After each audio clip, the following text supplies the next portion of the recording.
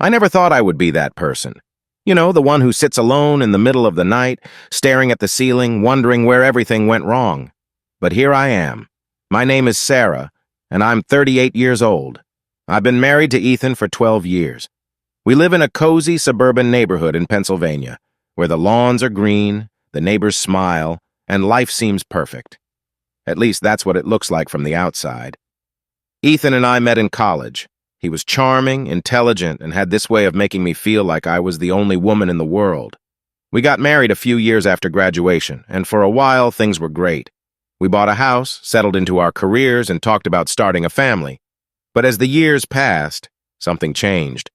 Or maybe it didn't. Maybe I just started noticing what had been there all along. It began with small things. Ethan started working late more often, claiming he had deadlines to meet or meetings that ran long. He would come home tired but distant, like his mind was somewhere else. I tried to be understanding, but the more I reached out, the more he pulled away. I thought it was stress. We all go through phases, right? But then, one night I saw a text on his phone. It was from someone named Jenna. It wasn't anything explicit, but the tone was off, too friendly, too familiar. My stomach tightened, but I brushed it off. Maybe it was just a coworker. Days turned into weeks, and the distance between us grew. I started noticing other things. How he would avoid eye contact when I asked about his day, how he seemed more interested in his phone than in talking to me. I couldn't shake the feeling that something was wrong. So one night, after he fell asleep, I did something I'm not proud of. I went through his phone. I found what I was looking for, but it wasn't just Jenna. There were messages from multiple women, all with the same flirty, suggestive tone. My heart sank, and my hands trembled as I scrolled through the texts, reading each one like a punch to the gut. I didn't want to believe it. This couldn't be happening to me, not us. The next morning, I confronted him. I expected anger, or at least a denial, but what I got was worse, silence. He just stood there, staring at me with this blank expression, like he didn't know what to say. After what felt like an eternity, he muttered, "I'm sorry." But there was no emotion in his voice. No regret, no fight, just emptiness.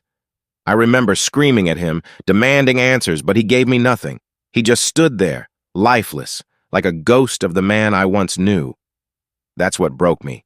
Not the cheating, but his cowardice. His inability to face what he had done. He couldn't even give me the courtesy of a real conversation. It was like he had already checked out of our marriage long before I found those texts. I didn't know what to do.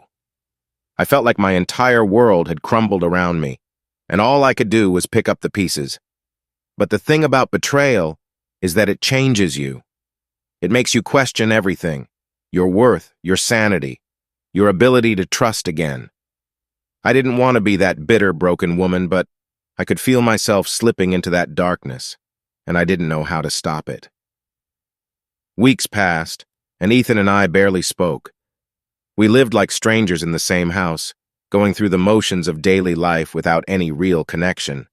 I kept waiting for him to make a move, to show some remorse, but he never did. Instead, he just existed, like a shadow of the man he used to be. Then one day, out of the blue, he came to me and said he wanted to separate. No explanation, no discussion, just a cold, matter-of-fact statement. I should have seen it coming, but it still felt like a knife to the chest. I asked him why he was doing this, why he couldn't even try to save what we had. And again, he gave me nothing. Just that same blank stare. We filed for divorce a few months later. It was all very civil, very clinical. Like we were two business partners dissolving a contract rather than two people who had once loved each other. There were no fights, no tears, just a quiet, mutual agreement that our marriage was over. But the thing is, even after all of that, I wasn't angry. I was sad, yes, but not angry. I think part of me had already mourned the loss of our relationship long before the paperwork was signed. I had spent so much time trying to fix something that was already broken beyond repair. And in the end, I realized that it wasn't my fault. I did everything I could. It was Ethan who couldn't face his own demons. So now here I am, 38 years old, starting over. It's terrifying, but it's also liberating. I don't know what the future holds, but for the first time in a long time, I'm okay with that. I've learned that sometimes the best thing you can do is let go. Let go of the past, let go of the pain, and just move forward. Because in the end, life goes on, and so will I.